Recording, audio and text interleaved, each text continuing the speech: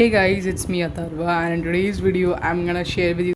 First and foremost tip is that you don't need to learn like fast methods like the V first or the top first methods in order to get fast. You can easily get like sub 10 using the beginners method or the layer by layer method.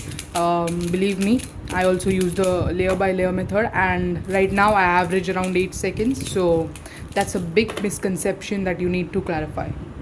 So the second tip is that you need to get a good pyramid. So now you guys are going to go to such a stage of solving the pyramids that you need a good pyramid that doesn't lock up and increases your TPS.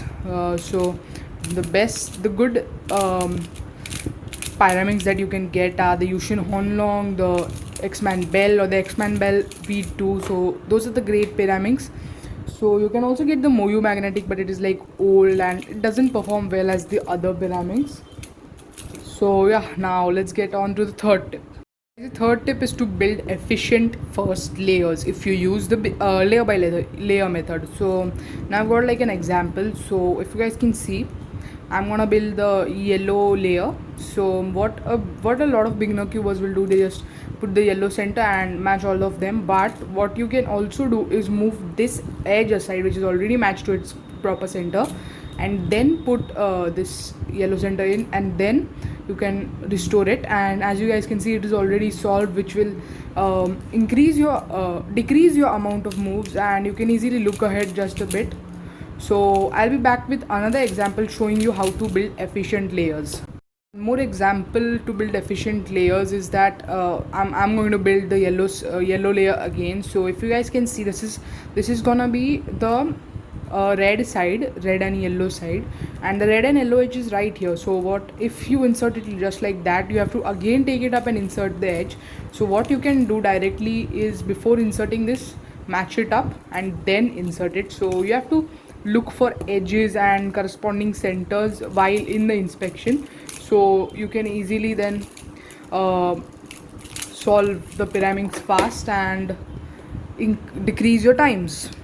Guys, the fourth tip is that you just need to turn just a bit fast if you want to get sub 10, because turning fast, it's not that hard in pyramids. You can easily look ahead and stuff. So just turn moderately fast and practice some fast solves on the pyramids, and you'll easily get used to it. Now let's move on to tip number 5. The fifth tip is becoming color neutral. So while inspecting, you have to find various centers that are already matched and then easily match them like that. So you have to become color neutral and see the faces that you can easily see the layers that you can easily make like that. A lot of people just stick to the color that they have chosen to start the pyramids layer with. So you got to be color neutral, and you can easily get sub 10 by becoming color neutral. So the sixth tip is making your layer in the bottom. So what a lot of people do is that so now I'll make a blue layer. So what they do is do like that, and then like that, and they rotate, and then they start to insert stuff. So that is not how you do. So what you have to do is see the layer and keep it in the bottom, and then start inserting your edges. This will help you in look ahead as well. So make sure you make your layers in the bottom. So the seventh tip is that you should learn all the last layer algorithms of the pyramids properly, and you should be able to finger trick them correctly. And yeah, that helps you a lot. So learn all the algorithms properly and the finger tricks correctly as well. Guys, the last tip is that solve your tips during the solve and not in the end of the solve. So beginner cubers or beginner pyramixers, what they do is that they start the solve and then finish the solve, like all of that stuff with last layer as well. And what they do is, at the end of the solve, they solve the tips, which is not good, and it increases your time by a bit. So what you can do is do it while you are solving the pyramids, and it will help you a bit to reduce your time. So solve them while you are solving your pyramids.